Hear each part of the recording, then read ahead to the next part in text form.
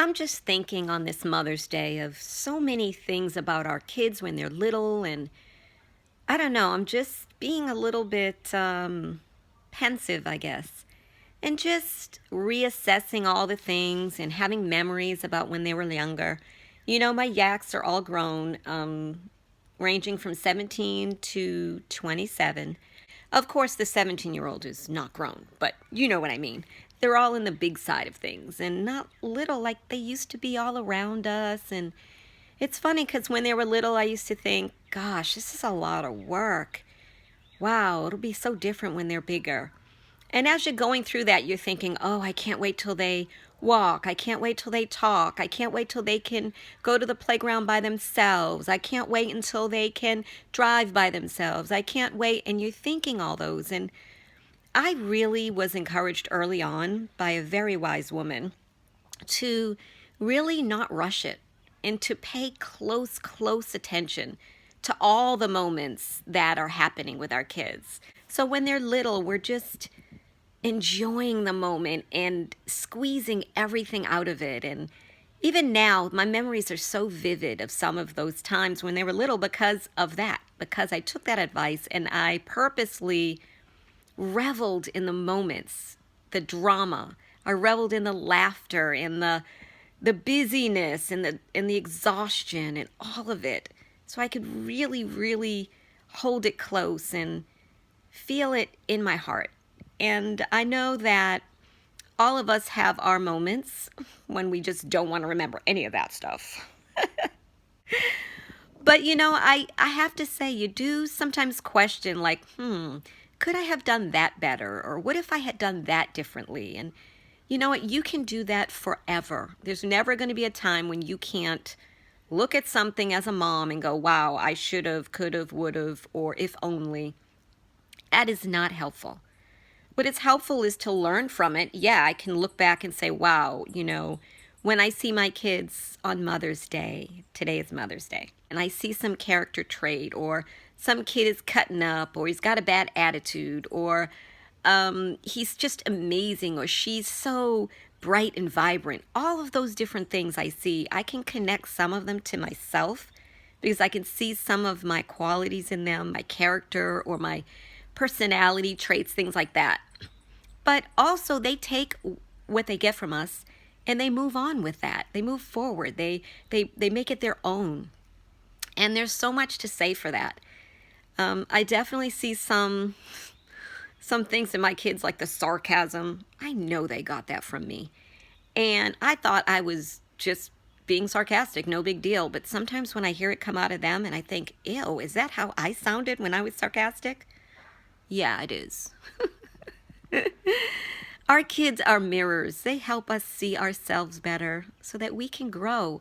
We're the moms and we're teaching and training them, but we can only teach and train them what we know at the time. And as we learn more, we teach them more and we grow more and we prayerfully help them grow more. It's just a back and forth. Motherhood is such a blessing.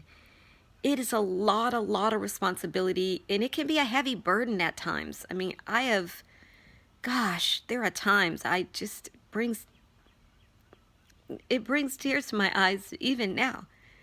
Thinking about some of the feelings, the high emotions that we feel as parents for our kids when they just have no clue.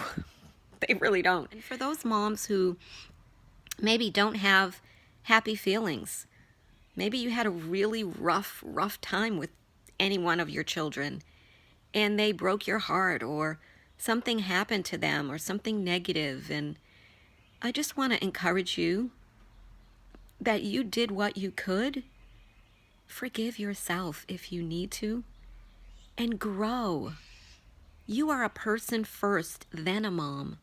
So you need to nourish yourself, encourage yourself, and you need to grow. Get people around you who can hold you up when you can't hold yourself. And reach out and know that God is always there for you. Always. Just a voice away, a prayer away, a cry away. I encourage you. I think back when I'm a kid and I think of my mom and I go see her and I hug her and tell her how much I love her. But I didn't get what I was putting her through when I was just being who I was being and feeling what I was feeling. And I'm growing up and I'm doing my own thing. I was not even thinking of her at all. And it's not that I was being selfish, like, I ain't thinking about my mom, I'm thinking about myself. It wasn't like that. I was just thinking about myself. And we have to understand as adolescents and all the way through mid-20s, our kids are extremely, extremely self-focused. That is part of, the basic human trait is to be selfish from when you're a tiny baby all the way up. And the goal is as you mature into your 20s, 30s, 40s, and on up, you're supposed to be getting less and less selfish and more focused on other people. That is the goal. And if you're a Christian, that goal is even higher for you to continue to be more and more like Jesus. And for our kids, it's just, I can learn just as much from them as they have and will learn from me. And I think as moms, if we can be humble enough to recognize that, we will grow in leaps and bounds as a family. Because as they're older and they get to be YACKs, you get a different relationship with them. It's not the authority.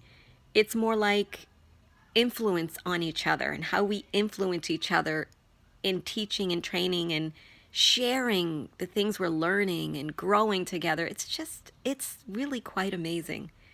So happy Mother's Day, moms. It's J. Don Mom, Eggsy.